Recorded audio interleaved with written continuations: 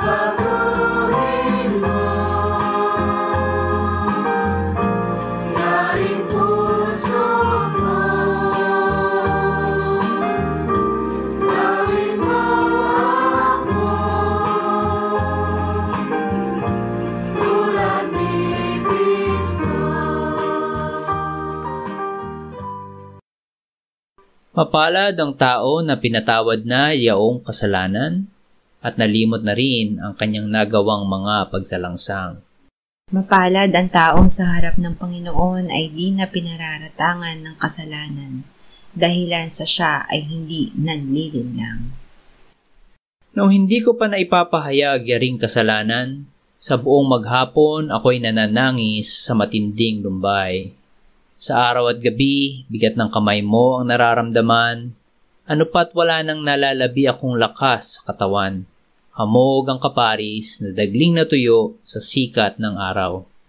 Ako ay lumapit sa iyong harapan at salay inamin. Ang aking nagawang mga pagsalansang di ko inilihim. Pinagpasyahan ko ang lahat ng ito sa iyo'y idaing at aking natamo ang iyong patawad sa sala kong angking. Mga minamahal, sinasabi sa unang Juan 1:9, kung ipinapahayag natin ang ating mga kasalanan, maaasahan nating ipatatawad sa atin ng Diyos ang mga ito at lilinisin tayo sa lahat ng ating kasamaan sapagkat siya'y tapat at matuwid. Salamat sa iyo, O Diyos. Pinatunayan mo ang iyong pag-ibig sa amin nang si Kristo ay mamatay para sa amin noong kami mga makasalanan pa. Ngayon ay buksan mo ang aming mga labi at kami ay magpupuri sa iyo.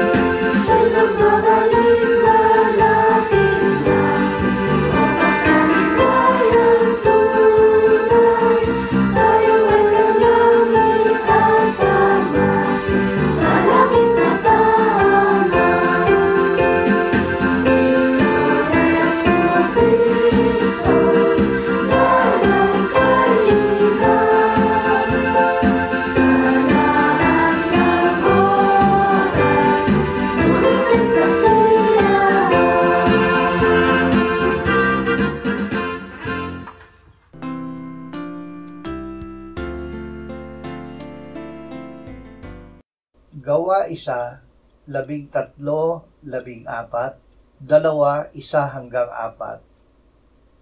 Nang sila'y makapasok sa Jerusalem, umakyat sila sa silid sa itaas, na doon ay nakatira sina Pedro, Juan, Santiago at Andres, Felipe at Tomas, Bartolomeo at Mateo, si Santiago na anak ni Alpeo, si Simon na makabayan, at si Judas na anak ni Santiago. Sama-samang itinalaga ng lahat ng mga ito ang kanilang sarili para sa pananalangin, kasama ang mga babae at si Maria na ina ni Jesus at ang kanyang mga kapatid. Nang dumating ang araw ng Pentecostes, silang lahat ay nagkakatipon sa isang lugar. Biglang dumating mula sa langit ang isang ugong na gaya ng isang humahagibis na hanging malakas, at pinuno nito ang buong bahay kung saan sila'y nakaupo. Sa kanila'y may nagpakitang parang mga dilang apoy na nahahati at lumapag sa bawat isa sa kanila. Silang lahat ay napuspos ng Espiritu Santo at nagsimulang magsalita ng iba't ibang wika ayon sa ipinagkaloob sa kanila ng Espiritu. Sa kapangyarihan ng Espiritu Santo, sinabi ng Panginoong Hesus sa mga alagad, ganyan ang nasusulat na kailangang magdusa ang Kristo at muling mabuhay mula sa mga patay sa ikatlong araw, at ipangaral ang pagsisisi at pagpapatawad ng mga kasalanan sa kanyang pangalan sa lahat ng mga bansa mula sa Jerusalem.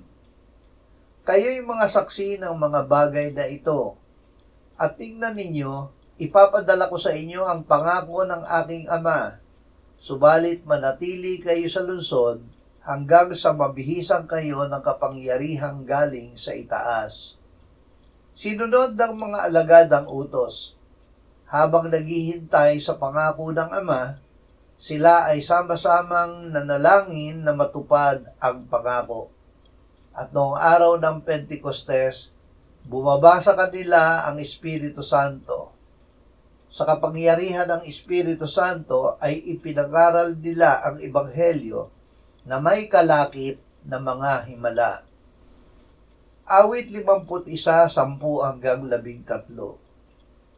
Lumalang ka sa akin ng isang malinis na puso, O Diyos, at muli mong baguhin ang matuwid na espiritu sa loob ko. Sa iyong harapan ay huwag mo akong paalisin, at ang iyong banal na espiritu sa akin ay huwag mong bawiin. Ibalik mo sa akin ang kagalakan ng iyong pagliligtas, at alalayan ako na may espiritong nagdanais.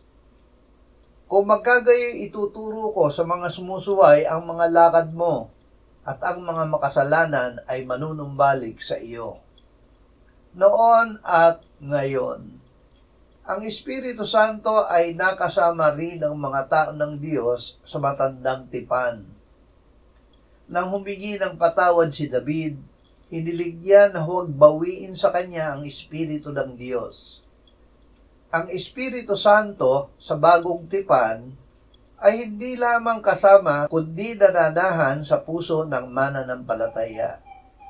Kahit tayo ay makakaranas ng kapighatian, hindi tayo binibigo ng ating pag-asa dahil ang pag-ibig ng Diyos ay ibinuhos sa ating puso sa pamamagitan ng Espiritu Santo na ibinigay sa atin. Efeso 5:18-20. Mapuspos kayo ng Espiritu Santo. Kayo'y magsalita sa isa't isa sa mga awit at mga himno at mga awiting espiritual na sa inyong mga puso ay nag-aawitan at gumagawa ng himig sa Panginoon. Laging nagpapasalamat sa lahat ng mga bagay sa pangalan ng ating Panginoong Hesukristo sa Diyos na ating Ama. Mapuspos ng Espiritu Santo. Ang Espiritu Santo ay nagsimulang manahan sa atin noong tayo ay sumampalataya sa Panginoong Hesus. Tinanggap natin siya sa pamamagitan ng pakikinig ng salita ni Kristo at pananampalataya. Hindi lamang niya ibig na manahan sa atin. Ibig niya na tayo ay kanyang puspusin. Noong siya ay muling nabuhay, ay hiningahan ng Panginoong Hesus ang kanyang mga alagad at sinabi sa kanila, "Tanggapin ninyo ang Espiritu Santo." Bago umakyat sa langit, sinabi niya na sila ay babautismuhan sa Espiritu Santo. Nang araw ng Pentecostes, sila ay napuspos ng Espiritu Santo. Maraming pagkakataon matapos iyon, na paulit-ulit silang napuspos ng Espiritu Santo ayon sa pangangailangan. Juan 14, 15 hanggang 17. Kung ako'y inyong minamahal ay tutuparin ninyo ang aking mga utos. At hihingin ko sa Ama at kayo'y bibigyan niya ng isa pang mga aliw upang makasama ninyo siya magpakailanman. Ito ang espiritu ng katotohanan na hindi kayang tanggapin ng sanlibutan, sapagkat siya hindi nito nakikita o nakikilala man. Siya ay nakikilala ninyo sapagkat siya ay nananatiling kasama ninyo at siya ay mapapa sa inyo. Ang mga aliw. Ang Espiritu Santo ang mga aliw na kasama nating lagi dahil siya ay nananahan sa atin. Ang nagmamahal kay Jesus at tumutupad ng kanyang salita ay pinananahanan ni Jesus at ng Ama sa pamamagitan ng Espiritu Santo. Walang nakakita kailanman sa Diyos.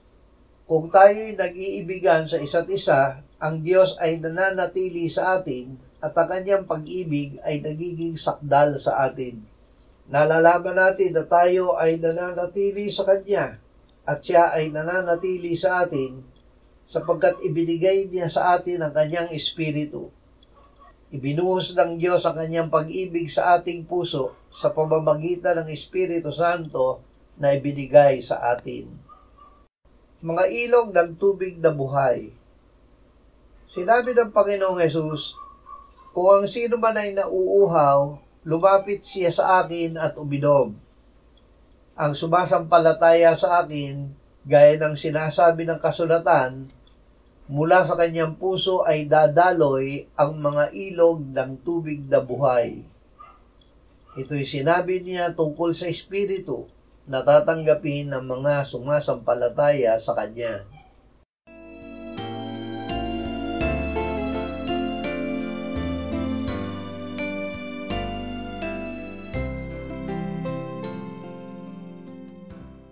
Manalangin tayo. Panginoong Hesus, sinabi mo, "Malibang kainin ninyo ang laman ng anak ng tao at inumin ang kanyang dugo, kayo ay walang buhay sa inyo. Ang sino mang kumakain ng aking laman at umiinom ng aking dugo ay may buhay na walang hanggan, at akin siyang muling bubuhayin sa huling araw. Sapagkat ang aking laman ay tunay na pagkain at ang aking dugo ay tunay na inumin. Siya na kumakain ng aking laman at umiinom ng aking dugo ay nananahan sa akin at ako sa kanya. Kung paanong buhay ang Ama na nagsugo sa akin, at ako ay nabubuhay sa pamamagitan ng Ama, gayon din siya na kumakain sa akin, siya man ay mabubuhay sa pamamagitan ko. Panginoong Hesus, aming tagapagligtas, tinatanggap ka namin sa oras na ito bilang aming tinapay ng buhay. Tinatanggap namin ang iyong katawan na ipinako sa krus, namatay, inilibing, binuhay na muli, at iniakyat ng Ama sa kanyang kanan sa langit bilang aming tunay na pagkain. Tinatanggap namin ang iyong dugo na nabuhos sa ikapagpapatawad ng aming kasalanan bilang aming tunay na inumin. Manahan at mabuhay ka sa amin upang kami ay mamuhay sa pamamagitan mo kung paanong ikaw ay namuhay sa pamamagitan ng Ama. Salamat, Ama, sapagkat dahil kay Kristo, kami ngayon ay nakapamumuhay kasama mo kaisa ng Espiritu Santo. Sa iyo ang lahat ng kaluwalhatian, ngayon at magpakailanman. Amen.